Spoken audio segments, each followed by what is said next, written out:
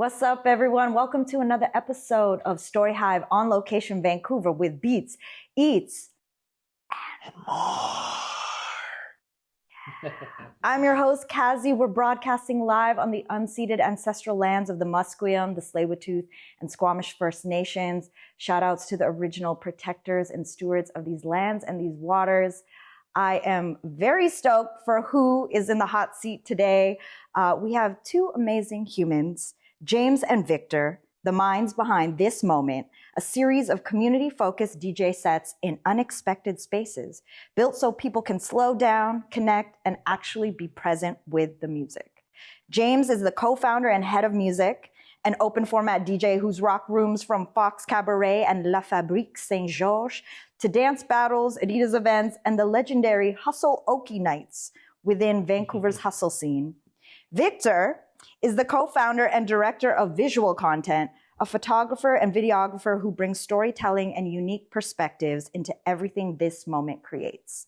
Today, we're talking about their artistic journey into creating this platform, shining a light on so much local talent here in Van City. So let's get into it. Yay! Thank you for making time on your Sunday. How y'all feeling? Thanks for having us. Feeling good. Thank you for having us. Yeah, feeling great. Definitely got y'all jacked up on sugar right now with this Bao Bakery Eats. Shout outs to Bao Bakery. Filipino, Bao Bakery. You know, Filipino Chinese holding it down for East Van. But yeah, I love your guys' YouTube channel. Thank you. I mean, James and I, we met originally through Hustle Dance community. I don't actually remember the exact moment. Do you? Probably through a dance. We were just dancing, you know, and then all of a sudden we became friends. Yep. And then I came to your party. I went to see you and experience you DJing a few different times. And then, yeah, this YouTube channel, but also this hybrid of, you know, the online meets the IRL real world. And, you know, you guys were actually maybe one of the first that I really saw promoting not a night, like promoting a morning where music was the focus over good coffee, good foods, and like activating cool spaces in Vancouver.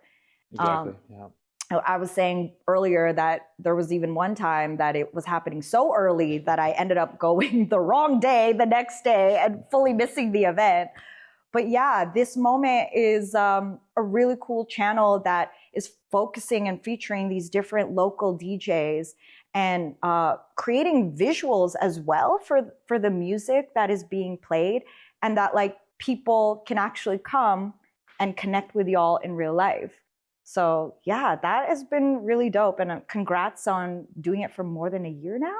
We are just approaching our 1 year this month. So yeah. I definitely want to start with like early beginnings, because each of y'all are your own separate creatives that have come together. I guess I want to start with, you know, where did you grow up and how did that inform who you became as a creative? Oh, okay. We're going way back. Okay. So for me, I was born and raised here in Vancouver. My family are Chinese immigrants. So I've also I did a year in China when I was really young. But for the most part, was born and raised here in Vancouver. Eventually, once I got to university, I moved to Montreal to study at McGill.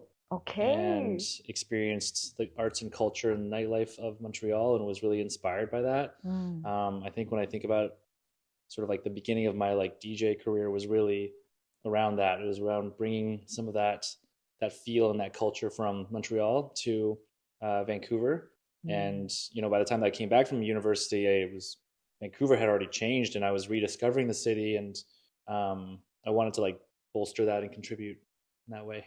Yeah, like I grew up in Richmond, born and raised. My family immigrated from Hong Kong. So I've like traveled back to Hong Kong a lot. All my like relatives are out there. And for me, I guess where like what set me off on my path was I went to Emily Carr for university, did like a lot of like artsy stuff there, a lot of exploratory like different paths in art, and that's where I really like seriously picked up a camera, and then like going forward that kind of like sparked that passion. So capturing life as it is, and just like seeing things through an artistic lens is kind of my thing. And yeah, just like right now, just really into visual storytelling and kind of bringing my eye to like this moment, these events we do, and highlighting places in a way that people can like enjoy it as well when they're not even there. Yeah. What music or art or films were you exposed to that started you down your creative path? So I think again, go back to, well, even just like growing up here and having siblings that like expose you to music. I was really into like pop, and I was really into what was played on the radio, and I was really just like into things that sonically, I guess, sounded good. I didn't even know like what was cool or what wasn't. I was a big John Mayer fan when I was really young. Oh my God, and yes. I was like, yeah, it was like heartwarming for me. So I was like, yeah, this feels nice. And then, eventually, I think in high school, it kind of really got into hip hop. I feel like everybody got into hip hop like around that age. And then when I moved to Montreal, just like exploded in terms of exposure of types of music. So many concerts. Was still very into hip hop. Got really into house music there too. But just like all these like niche alternative bands and artists were so cool. There were so many. I mean, if you think like Montreal, I think like Kaytranada, I think like Purity Ring, right? Blue Hawaii, all these cool bands that came out of Montreal. And I had friends that also DJ'd in Montreal, so like those artists were like a degree of separation away from us, which is super cool. So just like it opened up so much when I was in Montreal, and these artists, and also music festivals there, like Osheaga brings in such an eclectic range. Igloo Fests, brought a ton of underground house DJs up. So it was super cool to see, and like all these different venues just like did such a good job of making sure that like arts and culture was at the forefront of the city. Totally. Yeah. How about you, Victor? Any, films or TV or media that really influenced you? Yeah, I think I'm a big fan of like movies, films, like going to the theater, watching like films on the big screen is amazing. Like, I don't know, there's so many great directors. Like, I'm always inspired by like Denis Villeneuve. Okay. He's What the did they director do? of Dune. Oh, okay. Yeah, yes. From Montreal. He's a I Canadian didn't know director. that. Really, really cool, and just like his films are amazing and really inspiring. And then like I think like I just flip through a lot of like visual stuff, so magazines, books, and everything like that. Anything I can pull from that I think looks good, I just like take a reference of. Yeah. James, I'd love to hear about how you first got into DJing, and who were your early inspirations and mentors as you were starting out? Yeah, it's actually a pretty like serendipitous story.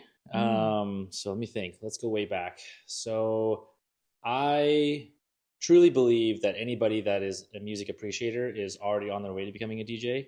I loved making playlists when I was younger.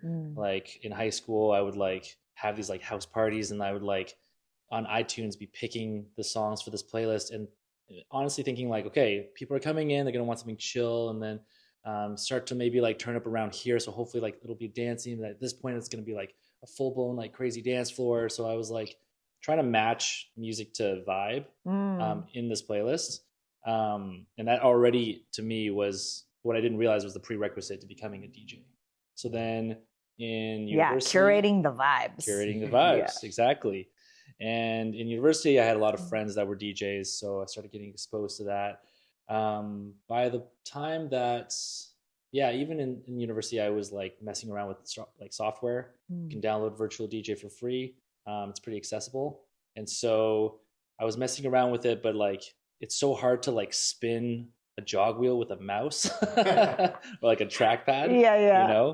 So then fast forward to, that trip in Australia actually was kind of pivotal too, because I went to this like DJ or like electronic music DJ production workshop, and for the first time really got to like touch like hardware and like mess around with it. When I came back from Australia, then I got my like first like big boy corporate job at working for the Canucks. Oh, hockey cool. team. That's how me What? and Victor actually met. Really? Yeah. Victor was on the creative side, and I was in the digital and marketing side. Oh my gosh. So that's how we like collaborated in like the corporate world at first. Yeah. But as soon as I joined that job, you know, it was like my first job, my first like big like office job, and so unfortunately, like the DJing thing just got parked to the side, and like that controller just sat there sadly collecting dust for like 2 years. Like I used it as a glorified sound card to be able to play like sound off movies that I'd hook up to my TV on the big speakers. And I was like, oh man, this thing is so being underutilized. But in 2017, I remember, I don't know what like pushed me to do it, but New Year's 2017, I said this year, like New Year's resolution, this year I'm getting a gig. Like I'm landing a gig. And I don't know what it was. I'm like putting it out in the universe, but I was just like, I'm doing this. And you know, when I thought about where I would want to play, I always thought about the projection room at the Fox Cabaret. Oh yeah. Legendary. First time that I ever went that room, I was like, whoa, like where am I? Like I don't feel like I'm in Vancouver anymore. I actually feel like I'm in Montreal. And so that's when I was like, okay, I would love, like this is like dream venues to play here. And in 2017, they had this thing on Tuesdays called BYO Vinyl Night, headed by Brian C., one of the Common People DJs at the Fox Cabaret. And I didn't know what it was. I thought it was like you bring your records, it's like a listening party, and like, you know, I'm just here, I'm just down to like listen to some of my records on like big speakers. I was just starting my record collection there too at that point too. So then I brought them, and it's a Tuesday night. It's pretty quiet. Brian's DJing at this point. I haven't even met Brian yet. And sorry. No, that's okay. And I remember like seeing Brian DJ, and then he was like, okay, cool, I'm done. Hop on the decks. And I was like, what? And he's like, yeah, you spin your own vinyl. I was like, okay. And then he was like showing me some stuff, and I was like, like so nervous. I have no idea what I'm doing. Never spun on vinyl before. Were you trying to beat match, or you just did a fade in, fade out? I was trying to, like, I kind of understood the concept of it because I, you know, understood DJing at that point. But like, I was like, this is so analog that I didn't know exactly what I was doing. I was not primed for this. Totally, I was not primed for this at all. And I think I did something good accidentally. Where I think, because I remember Brian was even like, did you do that on purpose? And I was like, sure.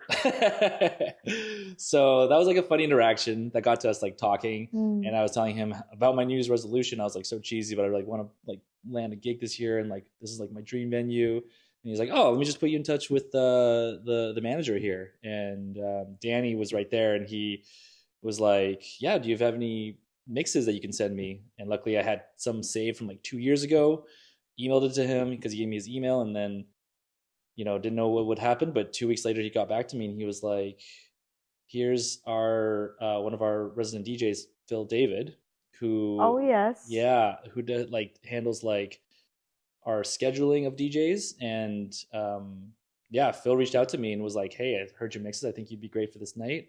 I think that night eventually became Provide the Vibe. And that was like my big break moment. Like I got to play my like first set in the projection room, like in my dream venues. I was so nervous, but it went well, and that became a monthly residency at the Fox that like led to all this. That's amazing. Congrats.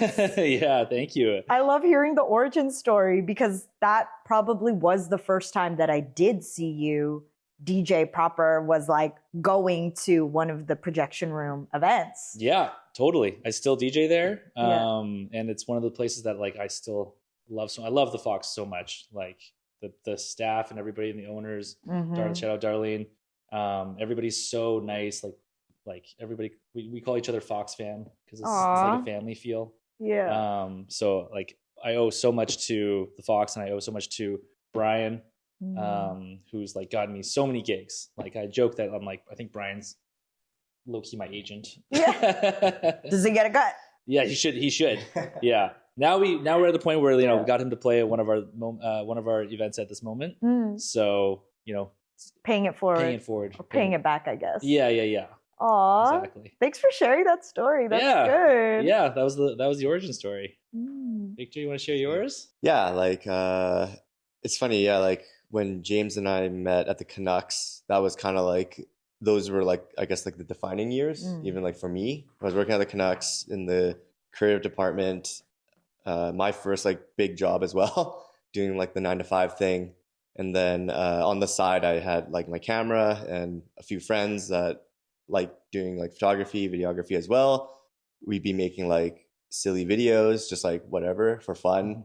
I think like during those times, it's like YouTube wasn't that big yet, you know, and like you just upload like stupid things onto YouTube, and like nobody, you know, who cares who watches it? It's like, it wasn't about monetizing. Yeah, it wasn't about being that wasn't like even a thing. YouTube content creator. It's not about the like, comment, subscribe.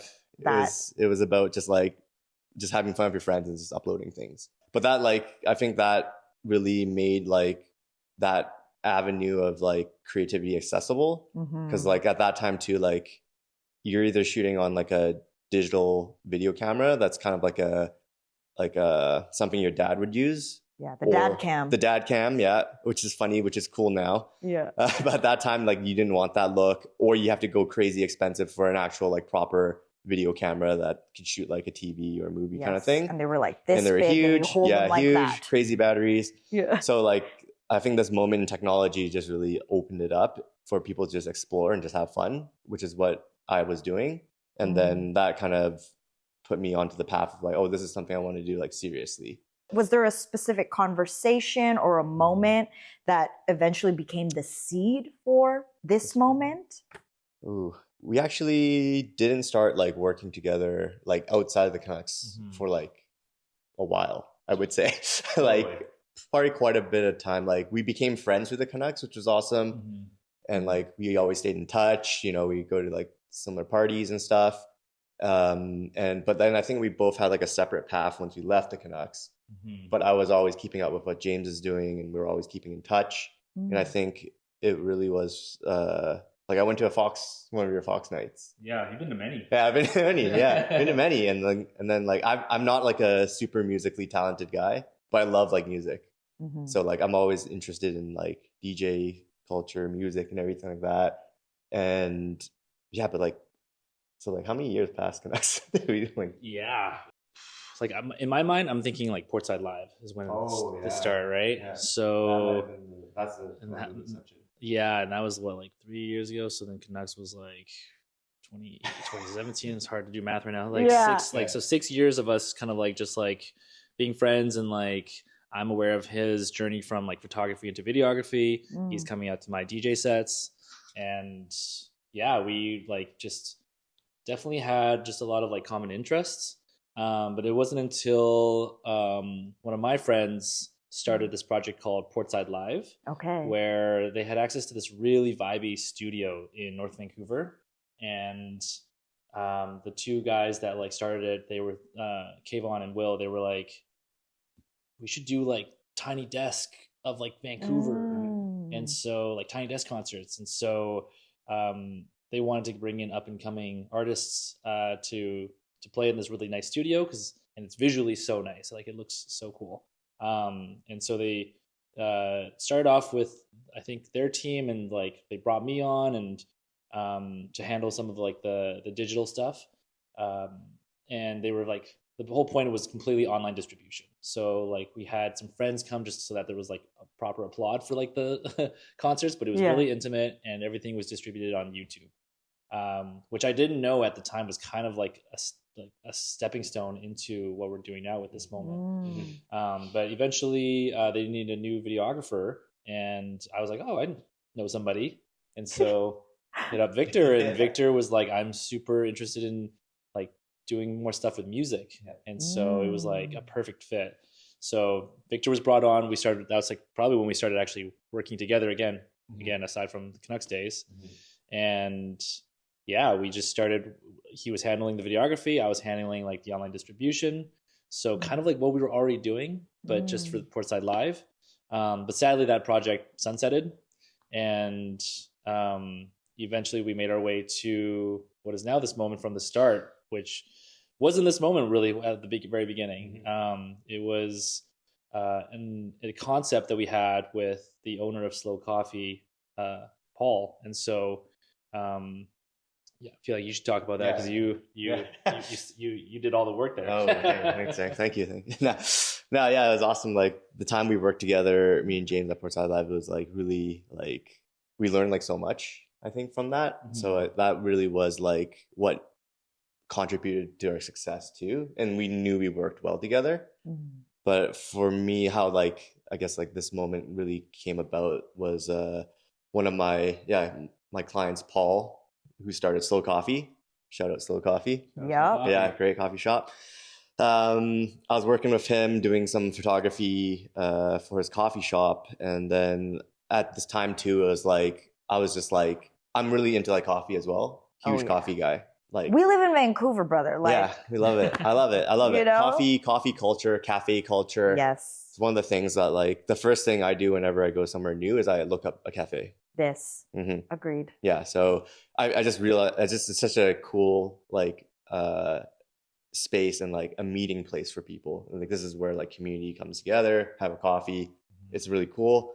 And at the same time, it's like music is really important. And like for me, like I was like just like watching a ton of YouTube DJ sets at this time, ton of them. And like what I noticed was just like a lot of these like cool DJ sets are starting to like pop up in like unexpected places as well. Like coffee shops is coming along. And I think this is just something that's been happening a lot in like Asia, Europe. Like we're a little bit slower in North America for like some of this stuff, I think. But I'm like, oh, this is like super cool. And like, it's just like everyone's enjoying music in like a like relaxed environment. You can see people talking in the videos. I'm like, oh, this is great. And then I don't think there's really anything like that in Vancouver. And so I just talked to Paul. I'm like, hey, I have this idea. I know a guy, James, who's like really great with music, like curating a vibe and everything like that. So we kind of just like all got together and just like, what can we do to put together this event?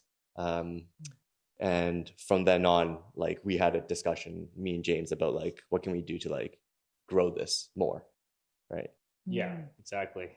Like, so that first event was, in my mind, like potentially a one-off because we weren't thinking like long-term series-wise. It was just this opportunity to try it and host a DJ set in a coffee shop, which in my mind was totally like such a nice space. Really wanted to like play chill music, things that like I wanted to listen to in the morning. That's like cozy and groovy, and nothing like that's too jarring.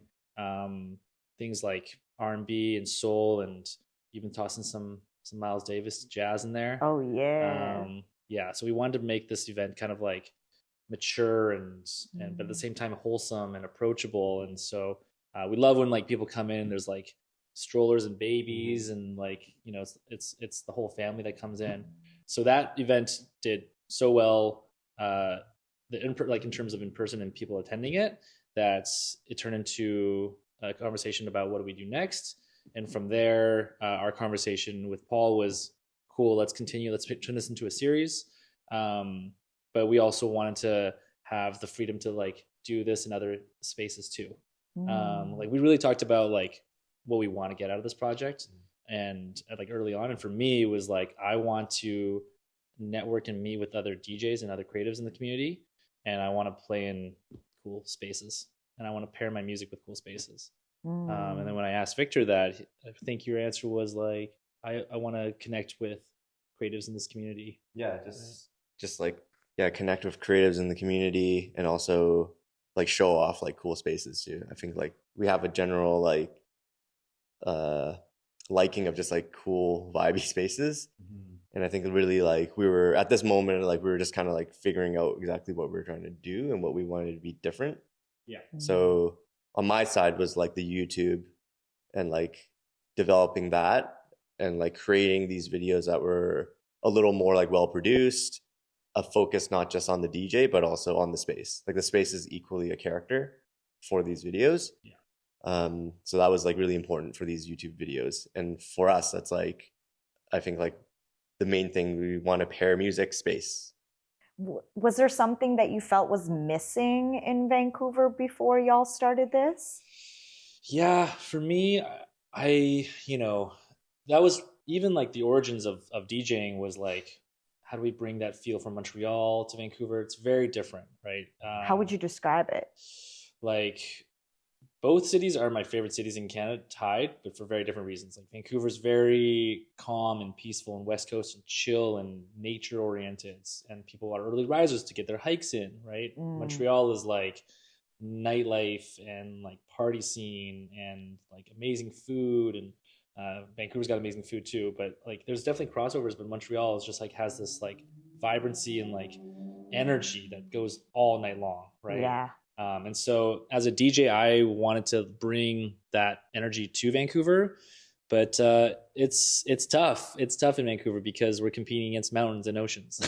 Yeah. You know, and so I always wanted more of that feel in Vancouver. And as a DJ, I kind of like joke and I said, like, you know, I fought the good fight for however many years that I was, you know, doing. I'm still DJing, but like doing less of the night stuff. And now I feel like what's nice with this moment and kind of what fills that gap that I think is that we don't have to actually like disrupt someone's current routine. Like, I feel like before I was swimming upstream, and now I'm swimming downstream with just kind of like a veer off of the river to be like, hey, if you want to check out this, want to check out this coffee shop DJ set, and that way it's, you know, it's like I might not be able to convince the young mom with the kids to go out and stay out late, but that shouldn't be the reason why they don't have exposure to new music and arts and culture. Yes. Right. So like, I get it. You're busy, and you know, in the mornings you might go for a walk and grab a coffee. That's exactly where we slot in. Come check out what we're doing. Have a feel and have a feel of like or a taste of like what nightlife could give you, but in a completely different setting that, you know, you can bring your kid to. One of the key things too is we wanted to make everything approachable and like not have to be like we try to keep it like not ticketed, our events. We want people to just roll up, you know, it's a 2-hour set, just roll up, you know, an hour in or whatever, just chill, bring a friend, and like really like it's not just about just like coming in and like dancing to the music, or you have to be like, oh yeah, I know the song or something like that. It's about just like enjoying the space, bring some friends, you can talk. I think that's a big thing for us too, is we want to keep everything kind of conversational as well. Yeah. So it's like we love it when we see people just like having a good time in the space and like having their own conversations, and just like the music is there to just like accentuate everything.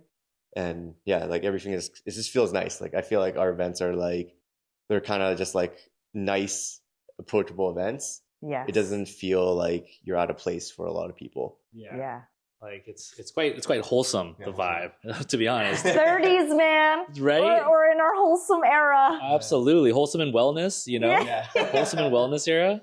But yeah, exactly. That's why we don't, you know, we want it to be approachable, non-ticketed. But that way also, you know, you come in, you grab a drink, you grab a coffee. That's our way of supporting local businesses as well, driving that foot traffic in. And it's also just our way of community building. So that's why we call these like community focused DJ sets, because we really want to bring the neighborhood in. What are you most excited about Vancouver's creative community at this moment? There's lots going on, and I feel like Vancouver's got such a cool creative community. I actually think Vancouver, I don't know, do you hear the rep that like Vancouver, it's hard to make new friends? Oh yeah.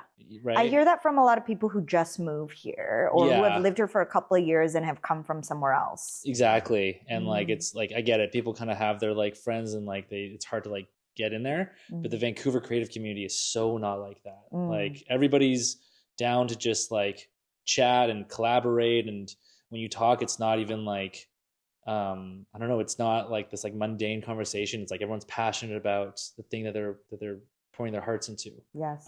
So I think the Vancouver community's like creative community is really up and coming and like going to do some really cool stuff. And Vancouver's just, it's changing and it's evolving so much. We're glad to be part of the ride, but you know, so many cool things are already in play. Shout out to Public Disco. That comes to mind, that like really changed the game for Vancouver. For sure. And activating public space. Exactly. Yeah. So I think there's lots of things to come. The dance scene I think has already been pretty prominent. I'm newish to hustle still. So like I'm just learning about like how vibrant the dance community here is. But it's cool, like here, like going to like Korea, or like you hear from people from Japan, they know like Robson Square. Like that's crazy to me, you know? So super cool. Yeah, I think I'm excited for like Vancouver is really like growing, and I'm seeing a lot of more care and attention into spaces. I think that's what I'm realizing. Like coffee culture is really big in Vancouver, and I think people are starting to really take it seriously. Like not just the coffee, but like the space they're sitting in. So like it's not, you can have a good cup of coffee, but you also want like a good space to like hang out and like rest and relax, or have a conversation with a friend. I think is really cool. And like I think like Vancouver is definitely realizing, I think it's not just about like late nights anymore. It's about like daytimes as well, and like music, I think like how a space handles music and sound is kind of becoming a thing, right, James? Maybe like sound design. Yep. Yeah. Sound design and like listening rooms, listening bars, the Japanese kisa style, right? And I think that's really cool in terms of an evolution for music too. Like we're starting to see music and DJ sets not be completely tied and oriented to nightlife and like late nights and party scenes, right? Or just as the background. Exactly. Or just as the background, something that's a little bit more intentional and curated.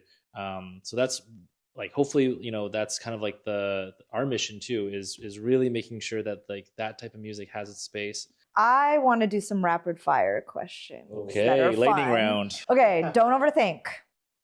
First song or album you ever fell in love with? Frank Ocean. Ooh. Channel Orange. Ooh. Continuum, John Mayer. Ooh. One track you wish you could hear again for the first time? Honestly, Levels of Vici. Oh. Okay. it's like such a nostalgic hit, but like, God, that when I came out, that was incredible. You got to put me on. Movie you've seen way too many times and could again. Forgetting Sarah Marshall. Oh my gosh. Rush Hour. Which one? The first? 1 and 2. Yeah. Hobbies other than music and photography, videography? I'm into surfing, quite a bit into surfing and snowboarding. Nice. And basketball for sure. Yeah. Snowboarding. I'm a coffee nerd, so any kind of coffee stuff. And I was doing ceramics for a while, but I stopped for now. You can only keep one. Hot sauce or soy sauce? I mean, we're Asian, so I gotta go soy sauce. Soy sauce. All the way. I do love my hot sauce though. Yeah. Okay, my last question for you. One word to describe this moment right now. Only one? Yeah. Wholesome. Aw. Community. I realized I didn't even ask you why you called it this moment. Oh, that's a good question. Yeah, we just reopened the portal. We were deep diving. We were thinking like presence and how to like that sense of like grounding and that's sort of the words that I remember us describing. Yeah, being present, and also like we are kind of like appearing and disappearing. We're kind of like, we're not like a permanent thing. It's like in the space. So it's like, enjoy this moment while you can, kind of thing too. While it lasts. While it lasts, yeah. And like just intentions, right? So like this moment, like bringing awareness to this moment requires intention. Yeah. This was such a nourishing, lovely conversation with the both of you. I really appreciated learning about your origin stories individually as creatives, but also the inception and creation of this amazing platform that is amplifying local talent, local businesses. Y'all are doing a great thing. Thank you. Yeah. Thank you for having us. Thank you. Thank you for having us. And thank you for enjoying all the sugary treats that I cannot at this current moment. I love that you went, like, a lot of guests are like shy to eat, but y'all went right for it. I was a little hungry, to be honest. Yeah. Like I didn't eat breakfast. That's why, Cassie. But yeah, shout out to everyone who's tuned in on the live stream. Big shout outs to everyone who's going to watch the replay after. Also, TELUS Storyhive for powering today's episode. My name is Kazi. This is James. This is Victor of This Moment. Where can everybody find you? You can find us on Instagram, thismoment.fm. You can also find us on YouTube, this_moment_FM. So yeah, those are our two channels. And find us in person. Find us in person. When's the next? We got Slow Rise coming up this Next 1 week from now. It's next Sunday, January 25th. Yes. So depending on when this goes out, come by. True, but we're planning monthlies with Slow Coffee and all these other events with our other partners too. Yeah, the downtown one, that's new. We will be at the downtown one soon. This Moment downtown. Ooh, the Slow. At the Slow. Yeah. So, amazing. come through. Well, appreciate you guys. And yeah, thanks for tuning in, y'all. This has been Storyhive on Location Vancouver with Beats, Eats, And more. What's up, y'all? It's Kazi here. If you are a dancer, chef, artist, musician, or creative based here in Vancouver, BC, I want y'all to fill out this form that you can find right here on the QR code and tell us more about you.